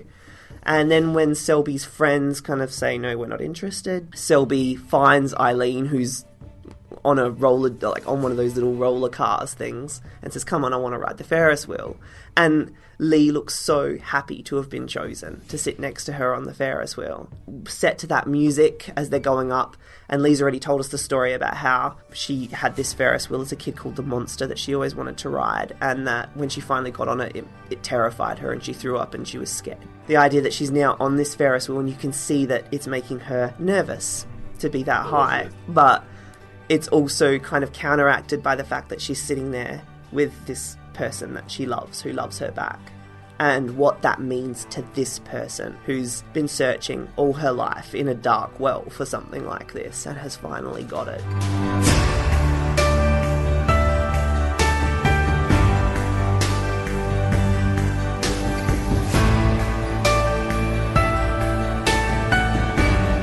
And it's echoed in another serial killer homosexual love story that ends on a Ferris wheel last year, Love, Simon. The third amazing moment of this romance, the third, I guess, notch, is obviously the bus stop scene, which is, I don't even know if I can really get through talking about this scene, because I just even think about it and I start to tear up. But it's a scene where they've seen the sketches on television, they know that they're being hunted by the police, so Aileen does what she had told Selby she would do from the beginning of the film, which was, if you ever want to leave, I'm going to buy a bus ticket for you and I'm going to get you out, but just stay with me, take a chance, you'll never meet anybody like me. And in this scene, they know that it's over. They just know it's over. And the scene is reminiscent of the scene in Requiem for a Dream where Jared Leto says to Jennifer Connelly, I'll come today. It's two people, because Eileen's saying to her, you'll come back. We'll get over this. I'll get some help and you'll come back. This will all go over, and then you'll come back. Maybe if I just get a little help. I know I fucked up. And at this point as a viewer, you're thinking, well, why would anybody go back to this dingy little town to live this life? You know it's over as a viewer. It feels like it's over. It feels final. It feels like even though the characters are saying what they're saying to get through the moment, they both know it's over. Oh, yeah. Christina Ricci's performance in this moment where she's just got that frown, that big frown on her face, and Charlize when she's shaking, because it's the first time we see this character unravelling and being honest with herself. You know, suddenly there is self-awareness there for the first time, because she admits that she fucked up, and she admits that she's screwed everything up. Do you think this is the best part of her performance? It's hard to say, isn't it? Yeah. How do you even quantify it? It's different than the rest of her performance, this scene, isn't it? Yeah. Yeah. Aileen is so much about posturing. You know, she's got the puffed out chest and she's, I'm going to look after my girl, and she assumes roles throughout the film. You know, one time she's all dressed up and trying to go straight and Christian and stuff. And then the next time she's sort of in the cars thing, this guy's a child molester, oh my god, I'm a hero, I'm a Bonnie and Clyde figure. And then the next scene she's at the bar and she's got her arm looped around her girl and she's like a big bloke. So, I mean, this is the first scene where all of those masks come off and it's just a human, a raw, frightened, terrified, deeply regrettable person. We see her as she is, really, for the first time, rather than as somebody who's That's true. Trying to play a part. I think we've talked enough about Wuornos as a sympathetic figure. I'm sure that Sue's comments on that will probably be far more interesting than anything that we could say. But just about some of the backlash that the film got when it was released about that. Brad Wyman, the producer, said it's not a documentary. I mean, in no way is it. It is a dramatic portrayal searching for a kind of greater truth rather than a factual truth. And Jenkins famously did not talk to any of the victims' families whilst preparing this film. She said she didn't want to unearth more tragedy in their lives. And of course there's a little bit of irony in this because making the film itself is going to inevitably reopen old wounds. One of the prosecutors, the man who prosecuted Wuornos, said about the film and these filmmakers, you know, these men had wives, they have daughters, brothers, sons, friends, and anyone that sees that film is left with the impression that at least some of the men that were murdered deserved to die, and that she was acting in self-defense, and that's a total lie. I think it's interesting to look at this film from the response that it got from feminist circles. This is far too big to kind of answer on our podcast, so I'm just going to summarise some of what's already been written. There's an element of the feminist left who believe that Wuornos' actions were an honest, if not justified, response to gender oppression, that they were acts of liberation. Terry Ginsberg wrote in a thesis, Lesbian Violence as Fascist Crusade in Monster. They were a demonstration of a woman's desire for agency and autonomy in a world dominated by white, male, Protestant heterosexism. It's certainly difficult to argue with this in a theoretical sense. Disagreeing with it minimises the impact of belonging to a minority. Having had experience as a member of a minority, I'd obviously never want to consciously do that. So I think there's plenty of room for theoretical justifications, even if you can't justify Wuornos' real-life actions. Angelita Manzano went a little further than this in the far-left feminist publication Off Our Backs, stating, "This was not the story of a psychopath but a survivor, not a monster, but a woman struggling to be recognised as a human being, worthy of love, respect and dignity. In this context, Aileen's murders do not seem evil. They appear to be rational, even moral decisions when made in the context of gross gender and class oppression. For some viewers, this may be overwhelming. Please be advised that this will be a painful movie to watch." One quote that was written about Jenkins' sympathetic portrayal, or supposed sympathetic portrayal, they use words like superficial, stereotypical, melodramatic, but they wrote that Theron's Wuornos was precisely the pathetic figure that a mainstream reviewer like Ebert was to embrace, a classic victim, a perpetrator, sadly guilty of her crimes, despite their attributivity to paranoid projections of painful, sublimated memories of childhood sexual abuse, economic deprivation triggered by the ambivalent eruption of an ostensibly liberatory lesbian desire. Such a pathetic positioning rehearses the social, psychological double-bind that Wuornos was a psychotic sexual deviant whose murderous acts might have been prevented with better parenting or social family intervention. Christopher Orr of The Atlantic looks at this in a brilliant review, which he's done of both the film and Nick Broomfield's documentaries, which was written in 2004. He says, "The denial of moral agency is our culture's knee-jerk response to women who commit horrible crimes. As Patricia Pearson argues in her revelatory 1997 book When She Was Bad, How and Why Women Get Away with Murder, the operative assumption is that the woman couldn't have wanted deliberately to cause harm. Therefore, if she says she was abused, coerced, insane, she probably was. He states that this similar defence of childhood abuse doesn't really work so well for people like Charles Manson, John Wayne Gacy, Henry Lee Lucas. They don't have the same kind of gravitas attached to that response. But he does say that while it did assist Wuornos in her portrayals on screen and in the media, ultimately the self-defence and childhood abuse defences didn't much help her because she was still sentenced to death. Jenkins was quoted as saying, "I wanted to tell the truth. I wanted to find that space in between the man-hunting lesbian serial killer and the feminist hero." And I think she did that. I don't think she's gone one way either way. I don't get the sense that she's doing it because she hates men. I don't think she decides, I hate men, I'm going to kill them all. Although there is definitely a sense of rage about the film from a woman who has been marginalised by all of the associations that men make of women. You know, they associate them with sex and with being kind of subordinate to men. The film does evoke that sense of outrage that women must feel in their everyday lives, obviously in extremis, you know. It does it really well, and I think that that's one of the film's strengths, if anything. I identify with Lee in the film because I'm a gay guy. And so, you know, that makes me sometimes feel left of centre or outside of the mainstream. And I think that's what I mean. Anyone who's ever felt a sense of being an outsider will find a way to understand this person and their contempt and their anger and their frustration and their exhaustion. And it is very powerfully done.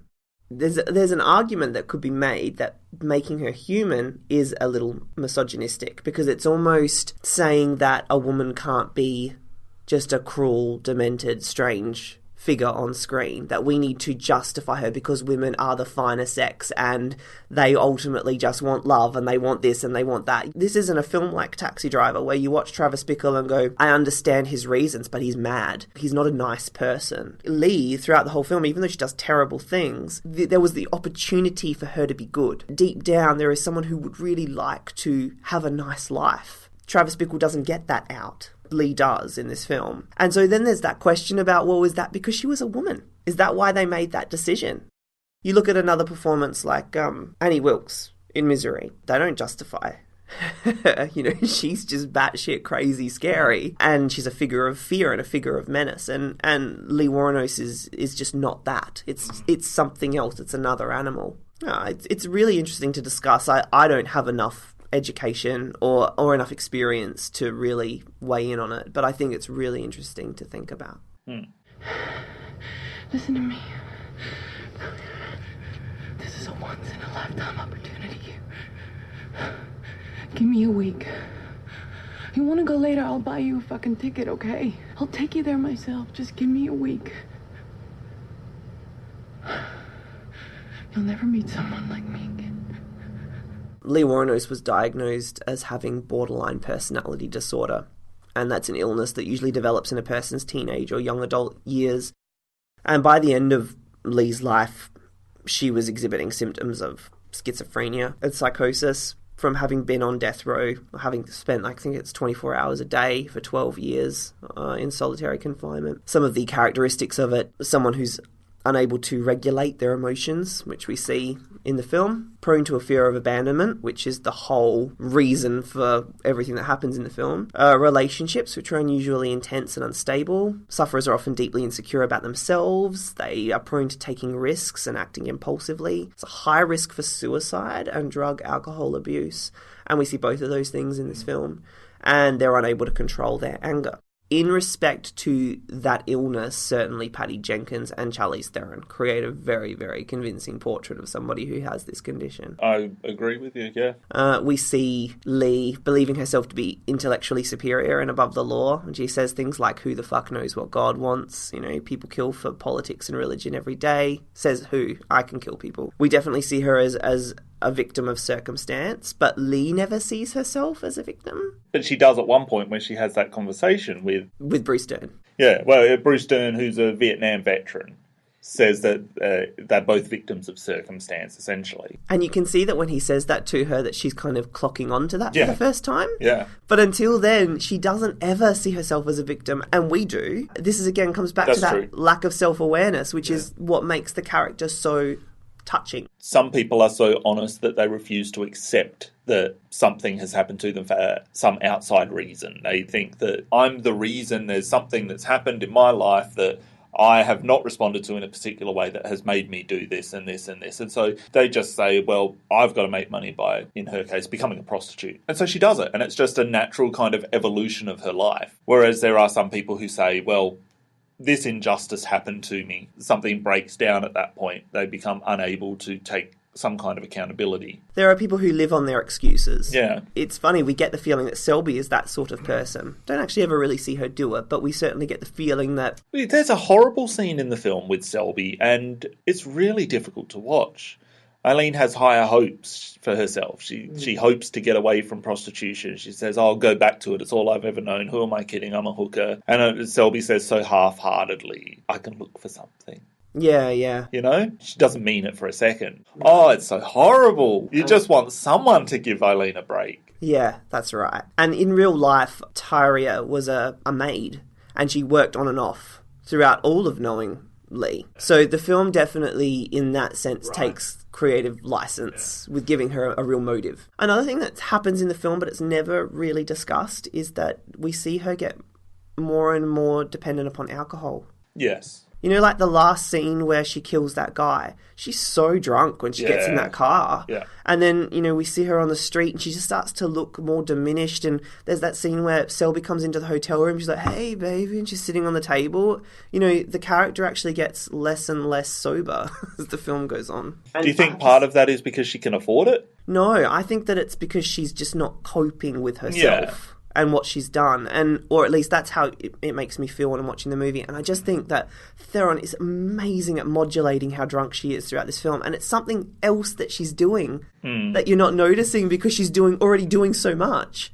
It's only when you watch it a few more times that you just think, oh, fucking hell, that's amazing. Yeah.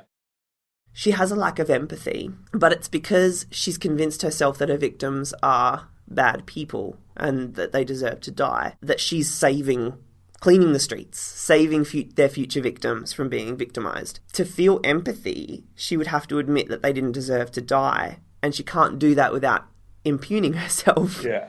And she can't live with that idea. So, yeah, she does have a lack of empathy, but it's because she's built this careful, neurotic safeguard so that she doesn't have to feel empathy. And I've done everything in the whole wide world, hoping that you'd never have to know. So you could go on thinking that people are good and kind, and that should make sense, you know? Because I love that about you, Sel, but I can't. No, I don't want to hear this, Lee. I know. But you need to. We can be as different as we want to be, but you can't kill people. Says who? Christina Ricci as Selby. There were some reviewers who didn't really quite like what she did in the film. I'm sure you'll include that in when we talk about the release and reception. Yeah, and I don't think it's her best work. I think she embodies Selby with enough to give the audience an understanding of her and of Aileen's attraction to her, of the selfishness, the childishness that ultimately brings... It doesn't bring about Aileen's downfall, but it doesn't help. I think she's very truly a supporting character. You know, she's the definition of supporting character. I don't have any misconceptions that she under-delivered on what she was asked to deliver on in this movie, and I think the critics in that respect have been a bit too harsh on her for this role, and she's never going to be a co-lead with Theron. Yeah. She was a supporting character in this movie that was about somebody else. And if she didn't work, we wouldn't care so much at the end. That's right. No. You know, there is real chemistry between these two actresses. You know, you really... I love watching her in the film, even though I hate who she is. Yeah. Do you know, like that part where she's on the phone to her dad? She's like, I'm an adult now and I'm going to do what I want. You know, she just sounds like a little sulky kid. You want that character to say, no, this is what I'm doing. And it's a little bit of a different way of portraying a classic Christina Ricci character, which is, I mean, she can have so much heart, but at the same time, Christina Ricci plays a great manipulative character in a lot of movies. And she's tough. And she's tough and she's smart. Yeah. And so this is a different way of playing that manipulation. In this movie, she's not smart. In fact, she's downright horrible and she's unintelligent about what she does, but she's manipulative because Aileen is so desperate. And she's kind of empty as a person. She's a bad person, but not because she's aggressively trying to be. She's a bad person because she kind of opts out of things. Yeah. And she's just weak and feckless and empty. It's easy to say, I'll sit at home, you go and make them. Yeah. And Christina Ricci, I told you, said I didn't know really how to approach her because she's like a few of my people that I've known who are really weak and just always have excuses and are always whinging about their life but are never doing anything to fix their own problem. And she said, I approached the character from that perspective, and by the end of the film had more sympathy for that personality type. I don't think we do, though. We definitely don't. No, I think, if anything, it kind of confirms how dislikable weak people are, or people that are kind of always complaining about their lives and their circumstances. I wonder if we put ourselves in that. Why would you want to? One of the reasons why we love Lee is because it's contrasted with Selby.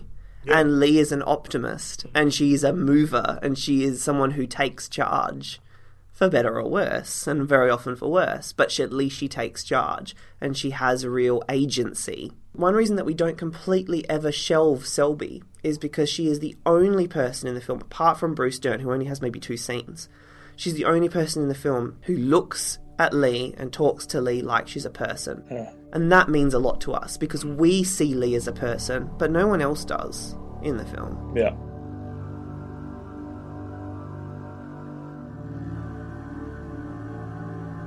Monster had a slow release over the course of 2 months. It debuted the weekend of Christmas 2003 in just 4 theatres, taking home the weekend record with an average of just under $22,000 per screen, on the back of strong critical praise. It continued ranking strongly in this stat over the next 2 weeks, second and then third, with averages surpassing $10,000 each time. It finally opened a little bit wider, up from just 4 debut screens to, in its 8th weekend, a little over 1,000 screens. It continued bringing in a couple of $1 million per weekend, eventually finished on $34.5 million during its 23-week run, about 1/3 of which were in semi-wide release or 200 more screens. On a budget of $8 million, Monster proved to be a huge commercial success for Newmarket, adding another $26 million outside of the US for a total gross of just over $60 million. For a low-budget film about a lesbian serial killer directed by a woman, it's a pretty remarkable achievement.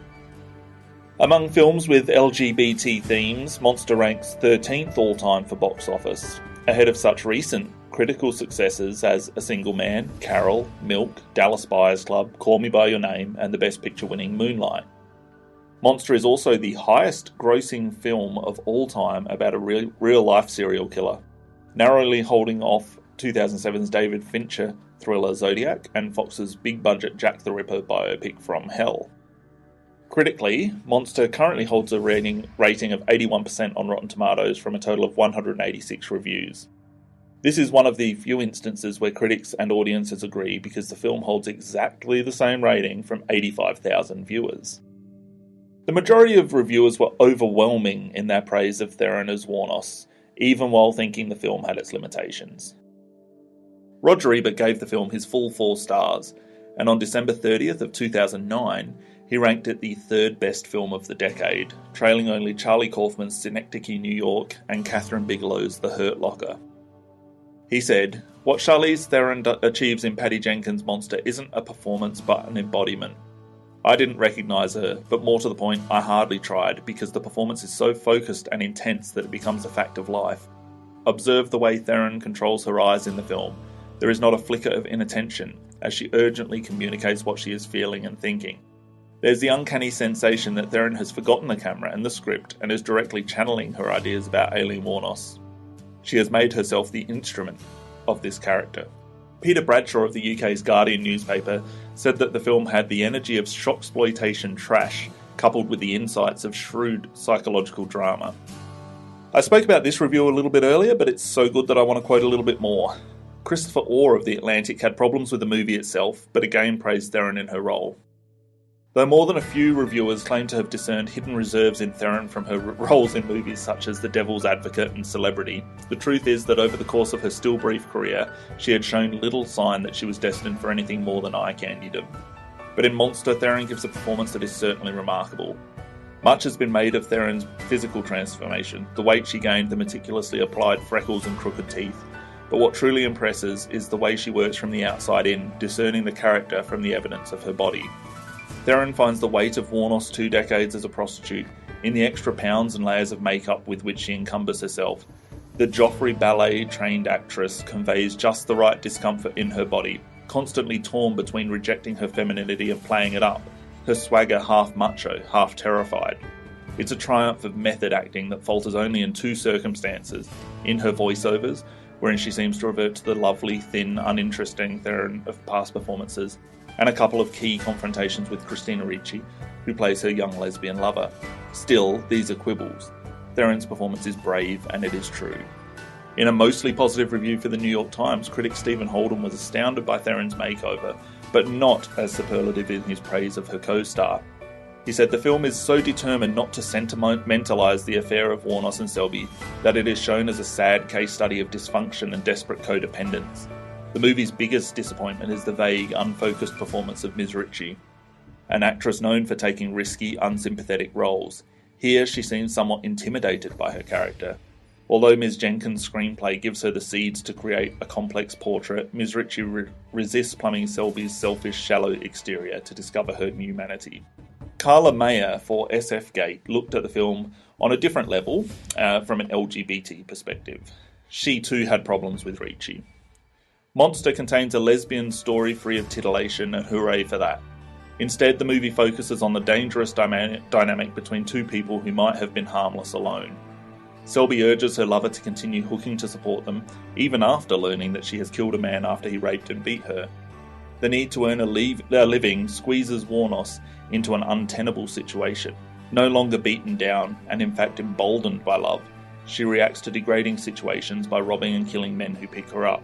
Jenkins seems so intent on balance that her film refuses to judge Ricci, whose real-life counterpart was the chief witness in Wuornos' prosecution. This approach fits the ambiguity of this version of Wuornos' life, but strands Ricci. Selby's fuzzy motivation boxes the actress into a performance that's often unreadable. The character didn't have to be much to attract a lost soul like Wuornos, but for viewers convinced by Theron's magnificent show of ardour that this girl means the world to her, she should have been more than this. The most common thread among the small percentage of negative reviews that came through for Monster was that the film was very midday movie.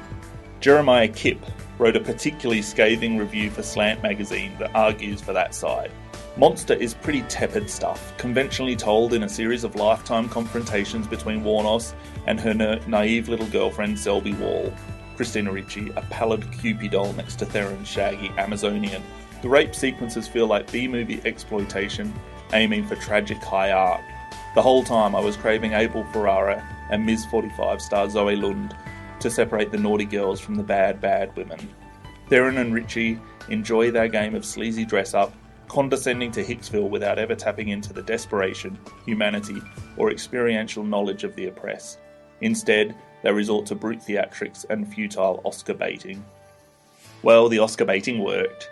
Theron's performance earned her the Best Actress at both the Academy Awards and Golden Globes, as well as the Screen Actors Guild's outstanding lead performance by a female actor. It also earned her oodles of awards in state and country-based film critics' polls. And all of this just 2 years after she was nominated for the Worst Actress Razzie for Sweet November. But don't worry, Mariah Carey's Glitter was released that year.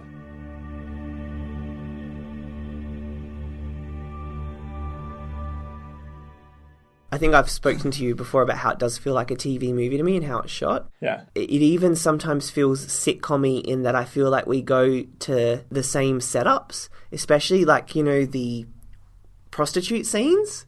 I feel like you could almost... There's no differentiation in them, in the way that they're photographed. It's just that boxy shot. Feels like we're driving down the same road, in fact. There's one really great shot, which is that slow-motion shot where the smoke's coming out of Lee's face. Do you remember that? Mm. It doesn't matter because it tells a great story. It's beautifully written and amazingly performed. But I do feel like there are limitations. I don't think the cinematography is very special. And interestingly, the cinematographer, I noticed, hasn't really done much else. He's done a lot of television. Mm. Should we move on to the quiz? The quiz! Wrap this bitch up. What you've all been waiting for. I'll go first. Sure. What was Aileen Wuornos' name at birth? Don't know. It was Eileen Carol Pittman. Oh, there you go. Okay. Multiple choice. Oh. Aileen Wuornos was once married to a man named Louis Fell, which actually sounds a lot like something out of Silence of the Lambs now, who took out a restraining order against her after she was arrested for A, shooting him in the leg during a fight, B, throwing a pool ball at a bartender's head, C, beating him with his cane when she wanted money. It was C. No! In fact, she was arrested for throwing a pool ball at a bartender's head. She did beat him with her cane, but that's not what she was arrested for. Oh, you're a pain in the arse, Damien. I did say she was arrested. What was she arrested for? So, question 2. Name the first dialogue scene shot in the movie. The first dialogue scene shot or the first dialogue scene shown? Shot. Shot. It's tough. It's going to be a complete guess, but I'm going to go for the one where she says, "Fuck you, Leslie." No. The first scene shot was where Lee and Selby meet in the bar. Oh, so it was shot in chronological order? No, just that happened to be the first scene. You're just trying to fool me here. You say that, and I think, oh, well, it must have been one of the later scenes. Ugh. Which person either involved in the making of the film Monster or depicted in the film was once a runner-up for Time Magazine's Person of the Year? I'm going to say Patty Jenkins. Very good! She was. Patty Jenkins was a runner-up last year. Because of Wonder Woman? Yes. But you know they do a lot of weird choices. They make criminals runners-up to Person of the Year. So I it could have been Aileen. Yeah. Yeah. Interesting. But you are correct. What movie did Aileen reference in her final words before execution? I feel like I should know this. I'm trying to remember what she said. It was batshit crazy. It's just when she's being walked into the room. So it's not in the movie? Oh, it's not in the movie. No. Oh. The real life Aileen. What movie did she know. reference? Independence Day. She referenced Independence Day? Yeah, she said something like, I'm going to come back on the rock Independence Day like the film on June 6th. She said some gibberish about that. Okay. So this is the decider. I'm on 1, you're on nothing. One of the undercover police officers who arrests Aileen Wuornos in the film has actually played a killer himself. Which horror movie villain did this actor famously portray on more than one occasion? Jason. Yes. Did you know that? Yeah, I'd read that. The bigger police officer is played by Kane Hodder, who is definitely the most famous Jason Voorhees. Played him in 7, 8, 9 and 10. Oh, that's cool. So, rating out of 5, Damien? Well, for me, it's 5 stars. I'm too emotionally attached to this film to give it any less, but I do think that the performance is one of the best I've ever seen. Definitely one of the best of the last couple of decades. And the subject matter, the fact that this is not just a serial killer film, but it is a queer film, I think there's a lot that draws me to it. I have an emotional reaction to the movie. I think it's just a really special piece of filmmaking. I'm really glad that we were able to focus on this movie in an episode of the podcast, especially given that we've been looking at female directors. This is a strong female-centric film by a female director with a gay love story. Everything's just kind of coming together. But for me, it's 5 stars. I know it does have its limitations, but I can't give it any less than that. No, if a film makes you feel really strongly, then it's silly to kind of chip away at a rating because of little quibbles you have, cerebral quibbles, because the films are meant to make us feel, and Monster does that. Yeah. Look, I gave it 4.5, having just said what I said. There are some things about the narrowness of the writing. I think my big problem with the film is I don't particularly like when a film has a doomsday narrative like this, or that sense of fatalism, like this is always going to go wrong no matter what the character does. It's almost like locked-in syndrome. So, the character can't punch their way out of where the writer wants them to end up. And that feeling sometimes bothers me about Monster. But it's also part of what makes the film so moving and upsetting and memorable. So it's interesting, but I'm going to give it 4.5 out of 5. I prefer a story to be told in a way like Snowtown, where you feel like... What did you give Snowtown? Because you recently rewatched that. 5, I think. You gave that 5, okay. Yeah. Where you feel like you're not being boxed in by the writer, where you feel like anything could happen. There's that breadth in the writing. And have you recently rewatched Zodiac as well? Yeah. And what did you give that? 5, I think. Okay. Yeah, so actually that's interesting. I'll have to check that, but I'm pretty sure I gave both 5. Having said that, I don't find either of them as upsetting or troubling as Monster. It is a very, very troubling, interesting movie, and Charlize Theron and what she does in the film is remarkable. It is just so artistic and brilliant and endlessly fascinating. And I know I will watch Monster for the rest of my life. I'll watch it every few years when I can summon the strength. And I will always watch her and just be awed by what she does. Yeah, I can't wait. I hope they do a sequel. Yeah. You weren't even thinking about what you were saying. No. This was one of those performances where you get woken up to somebody. Yes. I'd seen The Devil's Advocate, and I agree with that review. She was not special. No. And there was no reason. I don't know what Patty Jenkins was seeing, but... Charlize Theron came back on my radar with Mad Max. I was so taken by that film, and particularly her in it. She's someone who generally doesn't make the kinds of movies that you or I are interested in, but Monster and Mad Max are two really important exceptions. Yeah. Tell us about your experience with Wonder Woman, Luke. Yeah. So for this podcast, I thought I better watch this movie that's made Patty Jenkins such an important figure. We just like to say, anybody who loved Monster loved Patty Jenkins when she was relevant. Not that sounded harsh, but she had made this extraordinary movie and then she disappeared. And came back with Wonder Woman, which is like the highest grossing film ever for a female filmmaker. I have avoided Marvel and DC films because they're just not my cup of tea. I put on Wonder Woman and I got through 15 minutes of it. I had real intentions to watch it the whole way through. Unfortunately, and for most people who would have seen this, they'll know, Wonder Woman starts with, it looks like a really high-produced episode of Xena. Very, very quickly goes into this big expository scene with these CGI figures that represent Zeus and all this crap about, there was Zeus created man and it was wonderful, but then his son was jealous of man, so he put selfishness and spite into their hearts, and then he got banished, and then Zeus created a magical island, and that's where Wonder Woman lives. It tries to simplify all these complex ideas about human life, and it sounds weirdly like a Scientology spiel, and everything just felt so hammer blow stated, and I just thought, I can't do this. I cannot do this. It's irritating the fucking shit out of me. So I turned it off, and I won't be revisiting it. But I'm very happy for Patty Jenkins' success, and I'm glad that for the people who love Wonder Woman, I'm glad that you like it. It's just not my bag, but that's it. I feel like you've said that starts with a big voiceover. I feel like Monster could be told without a voiceover. Yeah, I actually think the voiceovers are that...